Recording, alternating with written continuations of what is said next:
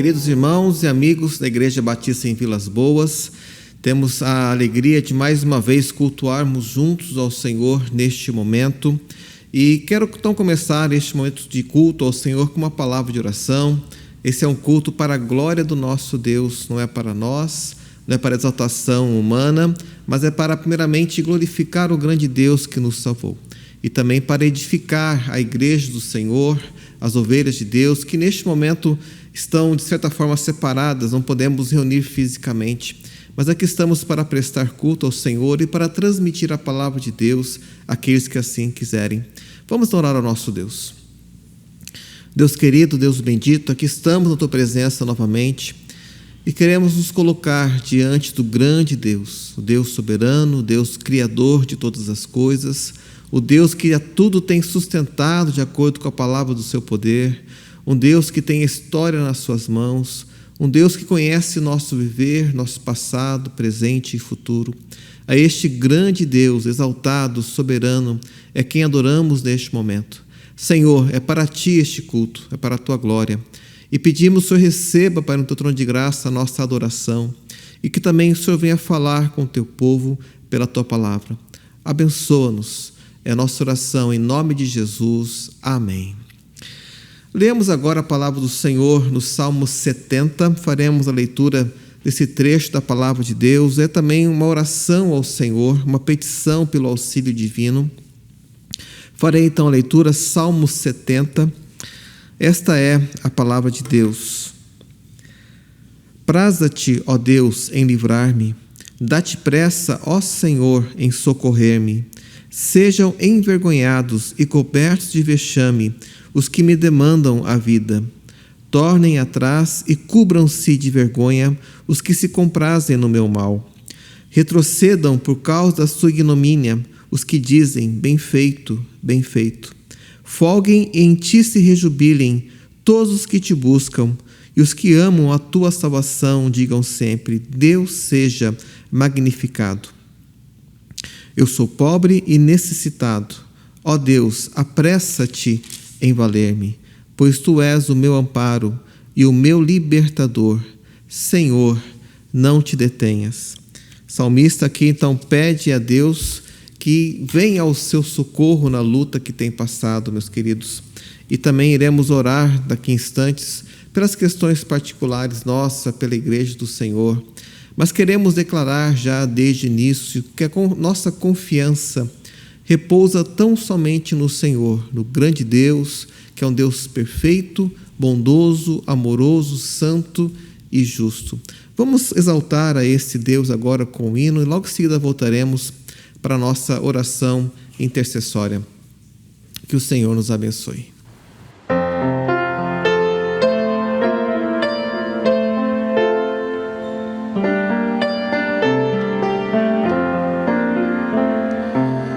Oscilando minha fé, Cristo valerá. Perseguido sem mercê, Ele valerá. Ele valerá. Ele valerá. Seu amor por mim não muda, sim me valerá. Crente inútil eu serei, se me não valer, nem serviço prestarei sem o seu poder. Ele valerá, Ele valerá. Seu amor por mim não muda, sim me valerá. Com seu sangue me comprou, não me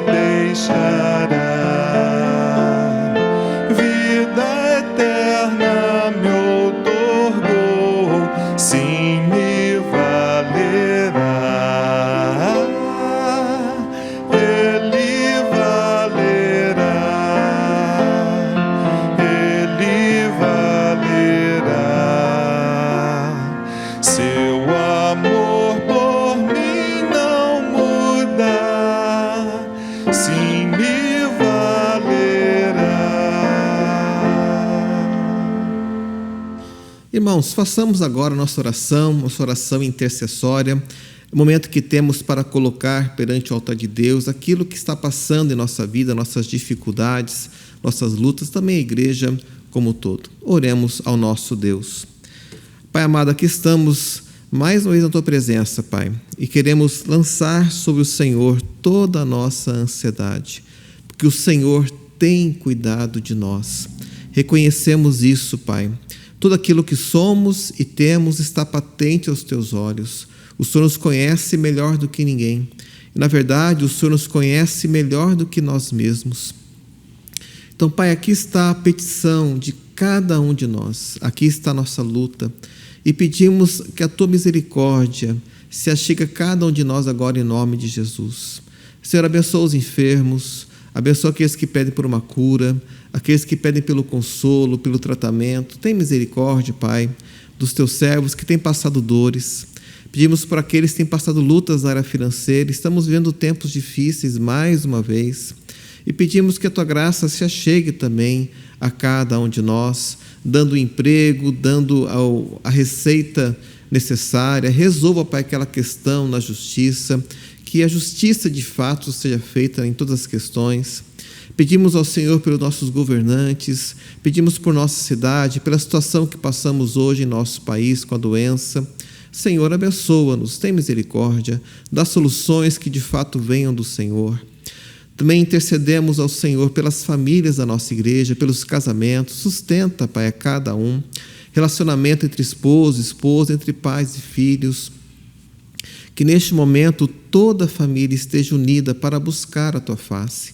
Concede, Pai, piedade pessoal e familiar a cada membro da igreja, a cada pessoa que tem participado conosco, Pai. Porque nós dependemos do Senhor, nós esperamos em Ti. Somos fracos, mas o Senhor é forte. Pai, nossa vida é passageira, mas o Senhor é eterno. O Senhor é um Deus real, verdadeiro, e nós cremos no Senhor, no Teu poder. Então abençoa o Teu povo nesse momento, ouve cada oração e tenha misericórdia de nós. É assim, Pai, que oramos, em nome do Senhor Jesus Cristo. Amém. Convido os irmãos agora ainda a louvarem ao Senhor com mais um hino, e logo em seguida voltaremos então para a nossa palavra, para a mensagem deste culto. Que o Senhor nos abençoe.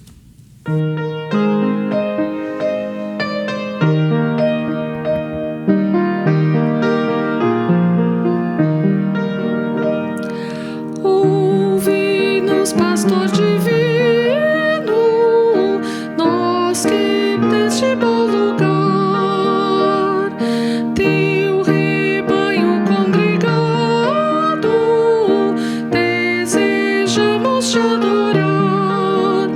Cristo amado, vem teu povo abençoar. Cristo amado, vem teu povo abençoar. Ao perdido no pecado, seu perigo faze ver. Chama os pobres enganados, faze-os tua voz ouvir. Aos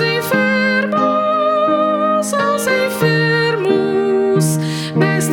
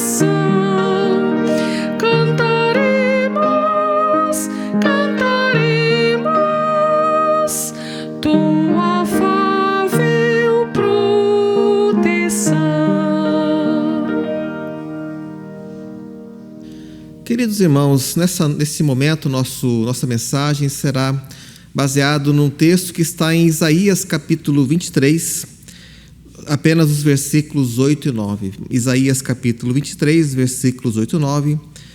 Farei a leitura desses dois versículos, peço que os irmãos acompanhem suas Bíblias e que também durante a mensagem mantenham a Bíblia aberta nesse trecho da palavra do Senhor. Livro do profeta Isaías, capítulo 23, versículos 8 e 9. Diz assim a palavra do Senhor: Quem formou este desígnio contra Tiro, a cidade distribuidora de coroas, cujos mercadores são príncipes e cujos negociantes são os mais nobres da terra? O Senhor dos Exércitos formou este desígnio para denegrir a soberba de toda a beleza e envilecer os mais nobres da terra. Apenas esses dois versos da palavra do Senhor. Então, antes de nós continuarmos, como já é nosso costume, gostaria que repetíssemos o texto de Salmo 119, versículo 18, um texto já bem conhecido da nossa igreja, que assim diz: Desvenda os meus olhos, para que eu contemple as maravilhas da tua lei. Meus irmãos, estamos em Isaías capítulo 23, e esta é uma sessão do livro do profeta Isaías, em que várias predições, palavras de juízo são colocadas contra as nações diversas. Já temos passado por alguns capítulos que falam sobre isso. Vimos também uma palavra contra Jerusalém e também uma palavra contra uma pessoa específica. Falamos sobre isso em nossa última mensagem, contra Sébina, que ele seria retirado do seu local e Deus colocaria então uma outra pessoa no seu cargo. No texto nós lemos Isaías capítulo 23, é uma palavra contra Tiro. E era uma cidade rica, Tiro era uma cidade com comércio, uma cidade importante do país chamado Fenícia. E ali então há muito comércio, há muita prosperidade e há muito orgulho e também muita soberba. E todo o capítulo 23 fala sobre isso. Deus traria juízo sobre aquela nação, especificamente contra aquela cidade. Uma cidade que em certo momento confiava nos babilônios. E diz a palavra do Senhor no capítulo 23 que depois daquele juízo, Deus ainda iria restaurar Tiro. Ela voltaria para a sua posição, mas com um sentido diferente, e no final iremos falar algo a respeito disso, como Deus restituiu, e a graça de Deus também chegando àquela cidade. Mas estamos então aqui em Isaías capítulo 23, e todo capítulo nós temos então esse juízo contra Tiro. E nessa mensagem quero destacar três questões principais que vejo aqui. A primeira fala sobre a soberania de Deus. A segunda questão fala sobre orgulho daquelas pessoas, orgulho da cidade de Tiro, e Deus aqui condena especificamente, nos versículos que nós lemos essa questão. E finalmente, então, quero falar sobre a graça de Deus, que se chegaria então àquela nação. Então falaremos sobre soberania, orgulho e graça. Vamos para a primeira parte do texto. E nós temos aqui a predição do profeta Isaías contra aquela nação. E no versículo 8 que nós lemos, meus irmãos, deixe-me reler aqui o texto. Diz assim o profeta: Quem formou este desígnio contra Tiro, a cidade distribuidora de coroas, cujos mercadores são príncipes e cujos negociantes são os mais nobres da terra? A NVI traz: quem planejou isto contra Tiro? E a resposta está bem clara no versículo 9, quando diz o texto: o Senhor dos Exércitos formou este desígnio, ou o Senhor dos Exércitos planejou essa questão, como fala a NVI, para denegrir a soberba, o orgulho de toda a beleza e envilecer os mais nobres da terra. Então nós temos aqui o texto dizendo que o Senhor havia formado este desígnio, o Senhor iria agir, o Senhor é quem tinha planejado esta questão contra a nação de Tiro. Meus irmãos, Deus é soberano sobre todas as coisas. Deus é soberano sobre as nações. Em minha última mensagem, citei Isaías capítulo 40, em que lá dizia que as nações aos olhos de Deus são como uma gota dentro de um balde. O Senhor comanda a história. Embora os governantes, os grandes líderes deste mundo façam seus próprios planos, tenham o seu próprio conhecimento, e muitos desses planos são contrários às leis de Deus, apesar de tudo isso e acima de tudo isso, o Senhor comanda a história e a levará até o fim para o qual Ele próprio determinou. Quero ler com os irmãos um texto que está em Atos capítulo 4, do verso 24 e 28, um texto que eu tenho citado já algumas vezes em meus estudos e também em minhas mensagens, e é um texto que é muito importante, é interessante, ele é profundo. Ele demonstra, então, Deus agindo sobre as situações da vida. Diz assim o texto de Atos capítulo 4, lerei do versículo 24 a 28 na NVI. Veja o que diz o texto da palavra do Senhor. Ouvindo isto, levantaram juntos a voz a Deus, dizendo, aqui a igreja orando ao Senhor, por causa da perseguição que estava ali acontecendo. Esta é a oração que eles fizeram. Ó soberano, tu fizeste os céus, a terra, o mar e tudo o que neles há. Tu falaste pelo Espírito Santo por boca dos teus servos, do teu servo, nosso pai Davi. Por que se enfurecem as nações e os povos conspiram em vão? Os reis da terra se levantam e os governantes se reúnem contra o Senhor e contra o seu ungido. Especialmente que Salmo 2 sendo citado. De fato, Herodes e Pôncio Pilatos reuniram-se com os gentios e com o povo de Israel nessa cidade, para conspirar contra o teu santo servo Jesus, a quem ungiste. Fizeram o que o teu poder e a tua vontade haviam decidido de antemão que acontecesse. Então é algo que nós não conseguimos explicar de forma plena, meus irmãos, porque Deus havia destinado aquela situação, havia já planejado aquela situação em que Jesus morreria pelos nossos pecados. E ao mesmo tempo nós temos os homens agindo, e os homens que agiram contra Jesus, que conspiraram contra Jesus. Aqui diz especificamente Herodes, Pôncio Pilatos, juntamente com os gentios e com o povo de Israel daquela cidade. Esse grupo conspirou contra Jesus Cristo. E no Evangelho de Marcos, também temos pregado sobre esse livro da Palavra de Deus, nós temos visto, e estamos chegando já nesse ponto, inclusive, dos povos se ajuntando contra o Senhor Jesus. Mas eles são responsáveis por seus atos. Como Deus consegue conciliar a sua soberania e, ao mesmo tempo, o arbítrio do homem é algo que nós não conseguimos compreender. Mas aqui o texto diz claramente que o Senhor proveu, que o Senhor dirigiu, que o Senhor planejou aquela situação. E, ao mesmo tempo, os seres humanos agiram. Também assim, com Isaías capítulo 23, Deus é soberano. Ele iria trazer juízo sobre a terra de Tiro. E, para isso, ele iria usar ao reino da Assíria, que chegaria ali, então cumpriria aquela palavra.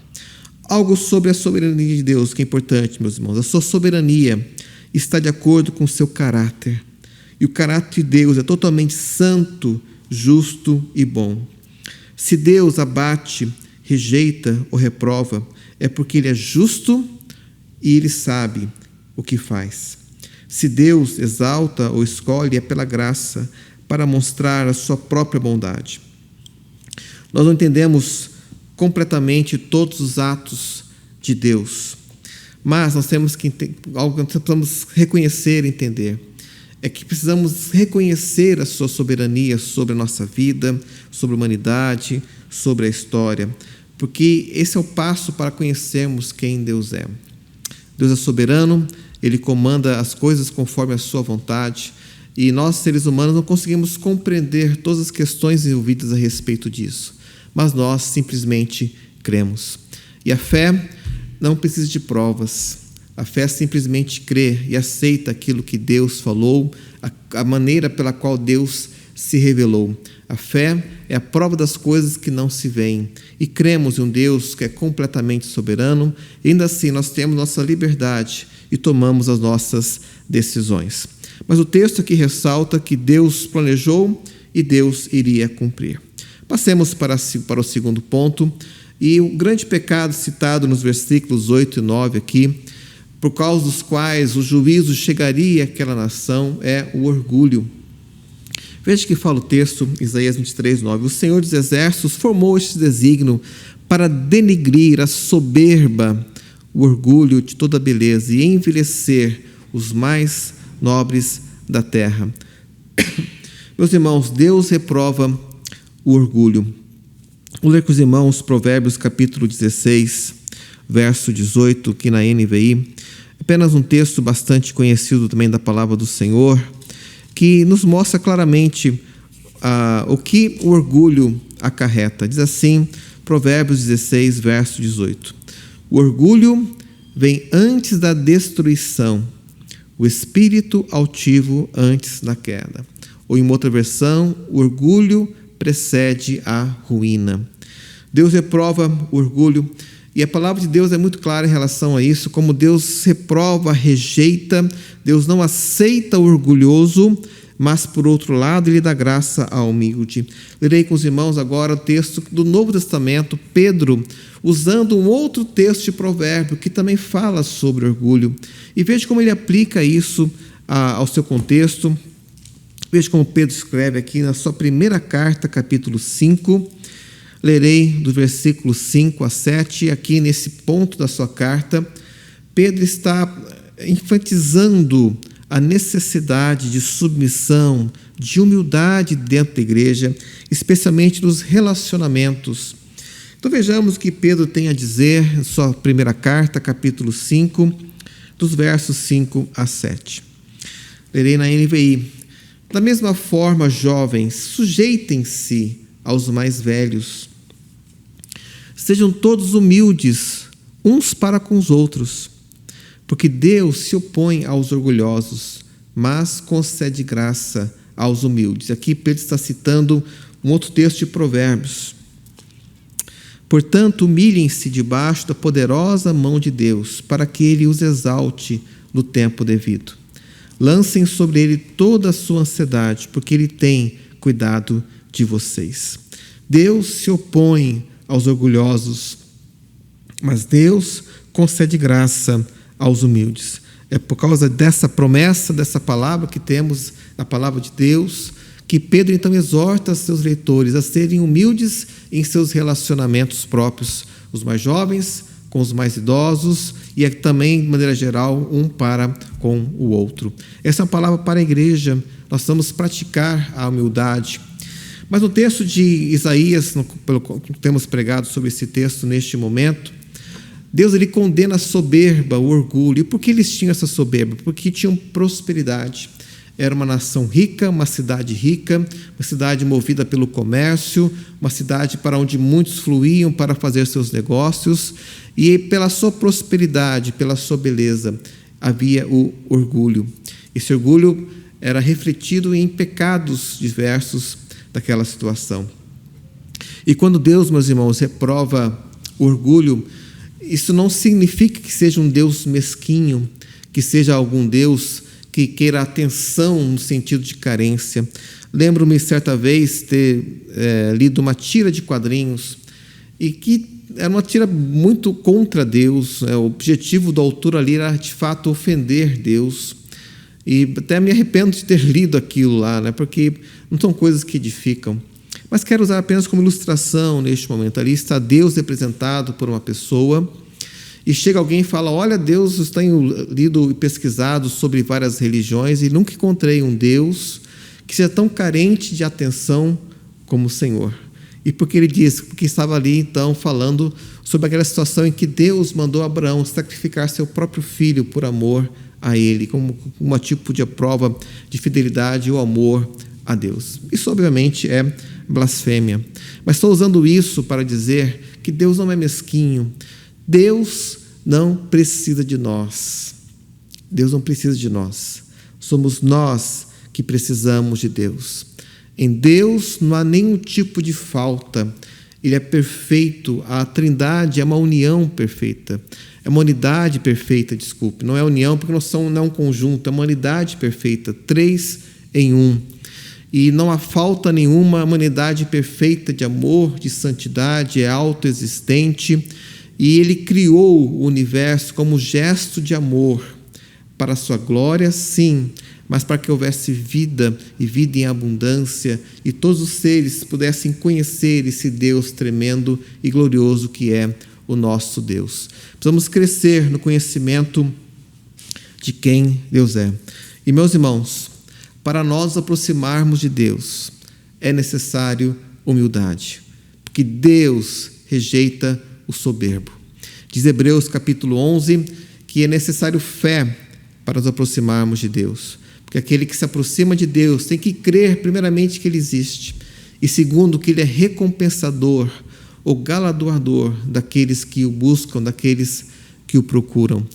E nesse sentido, meus irmãos, fé é submissão, é entender quem Deus é, e nos submeter a um Deus tão glorioso, tão tremendo como é o nosso Deus.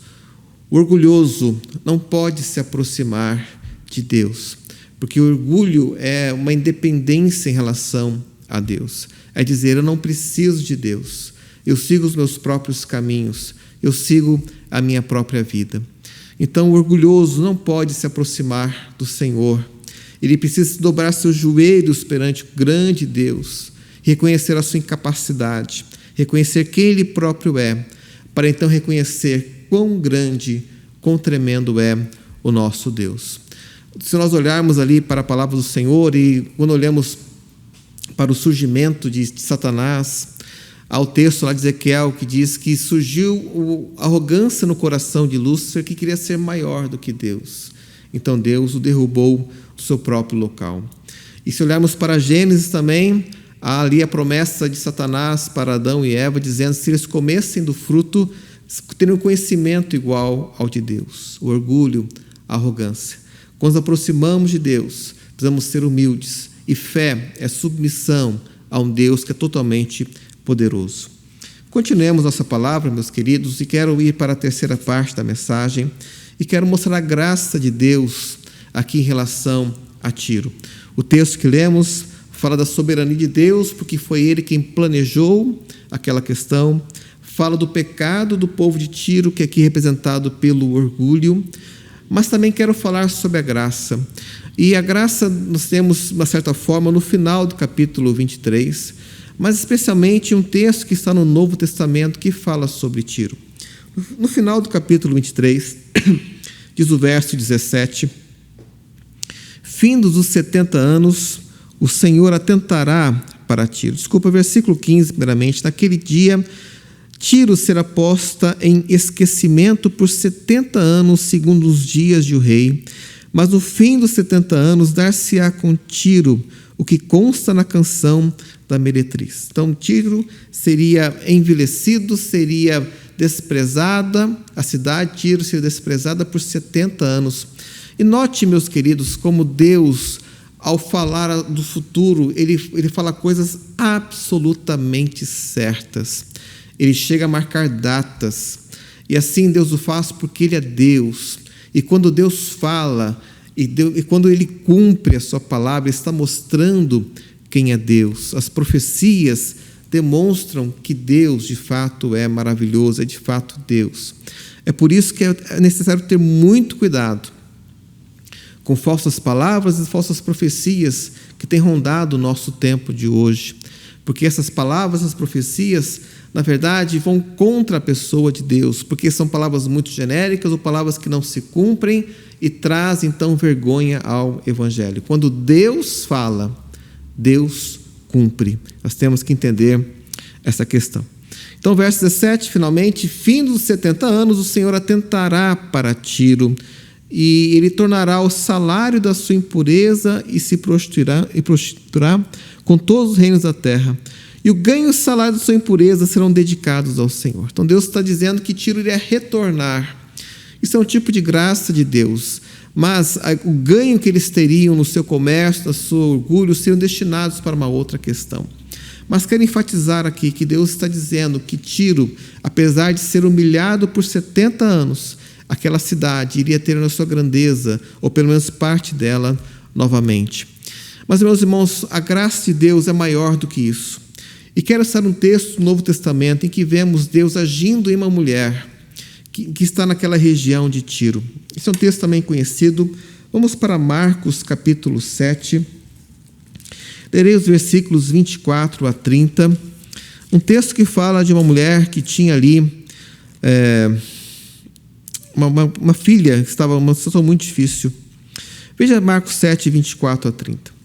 Jesus saiu daquele lugar e foi para os arredores de Tiro. Qual é o local novamente? E de Sidom. Entrou numa casa e não queria que ninguém o soubesse. Contudo, não conseguiu manter em segredo a sua presença. De fato, logo que se ouviu falar dele, certa mulher cuja filha estava com espírito imundo veio e lançou-se aos seus pés. A mulher era grega, Ciro-fenícia de origem, e Tiro era uma cidade que pertencia à Fenícia. Grega de origem Ciro-fenícia, e rogava a Jesus que expulsasse da sua filha o demônio.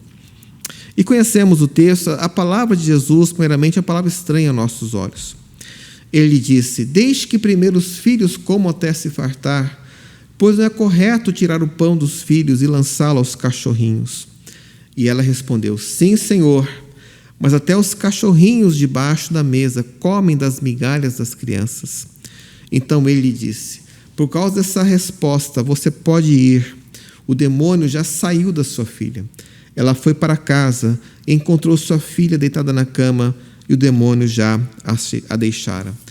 Queridos, deixe-me recitar e mostrar aqui a graça do Senhor, que é maravilhosa. Aquela mulher foi até Jesus com um problema terrível.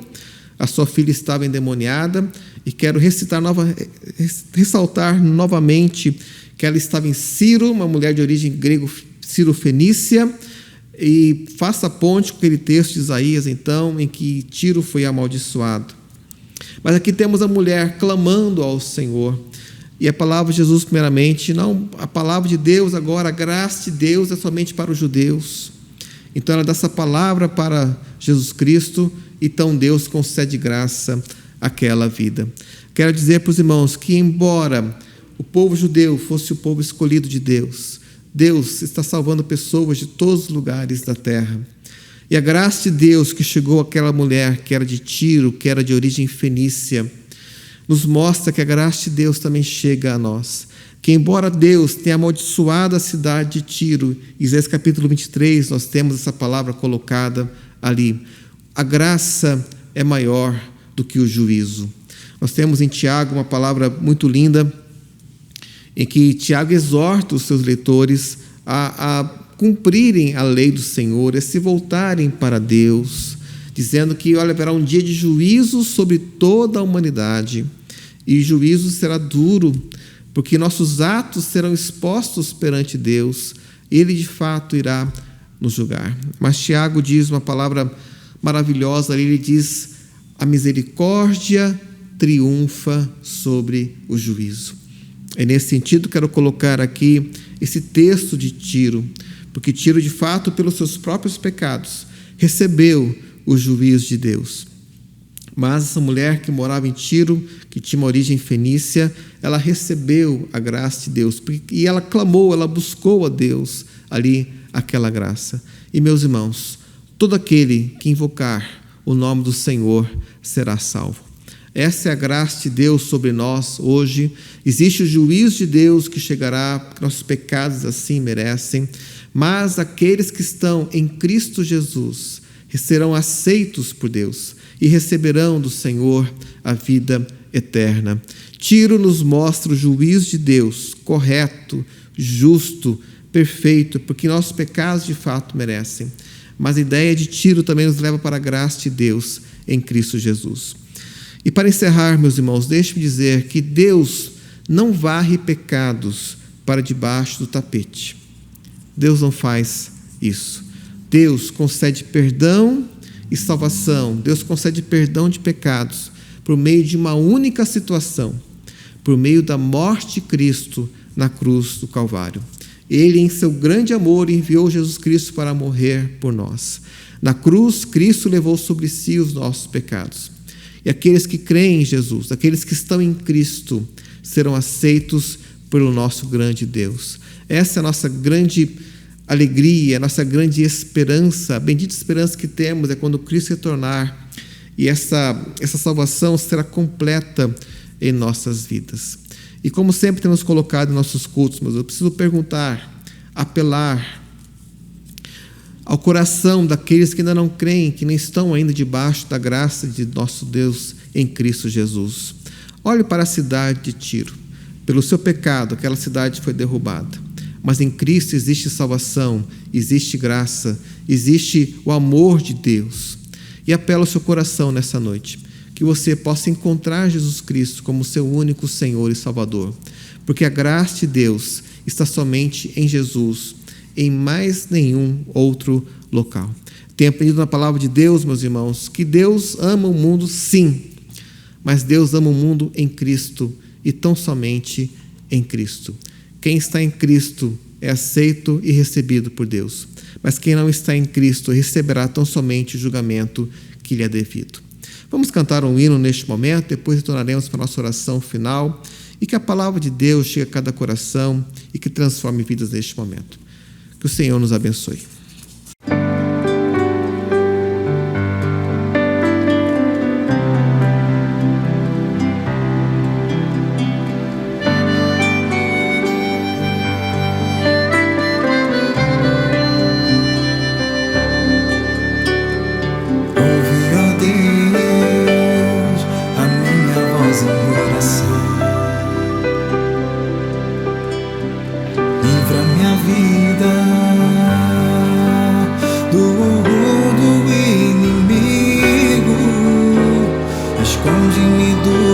Secreto conselho dos maus e do ajuntamento dos que praticam iniquidade. Ouve, ó Deus, a minha voz em oração. Livra minha vida do horror do inimigo, esconde-me do secreto conselho dos maus e do ajuntamento dos que praticam iniquidade.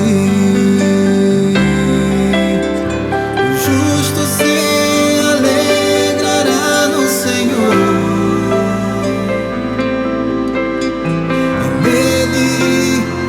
confiará, e todo reto de coração se regozijará.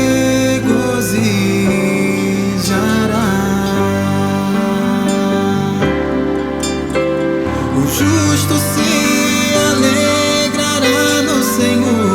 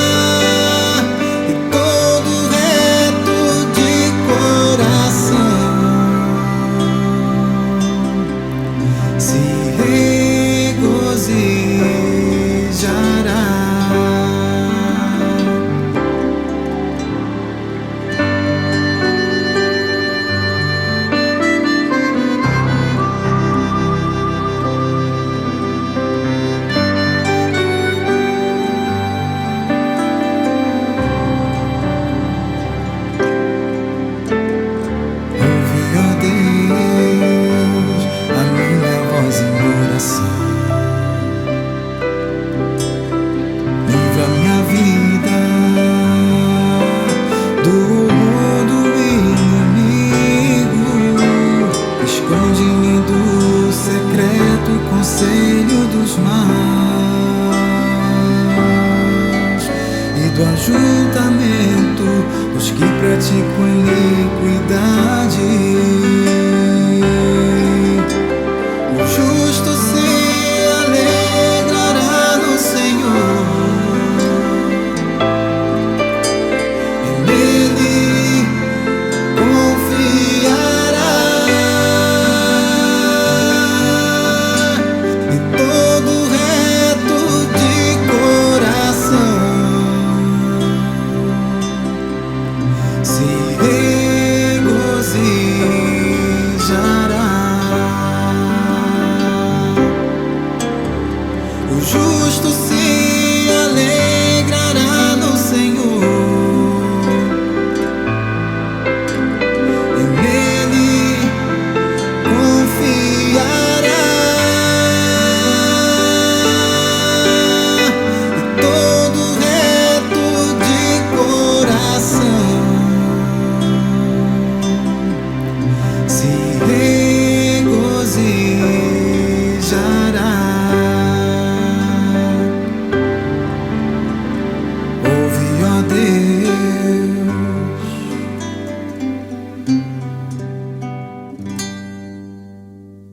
O justo se alegrará no Senhor.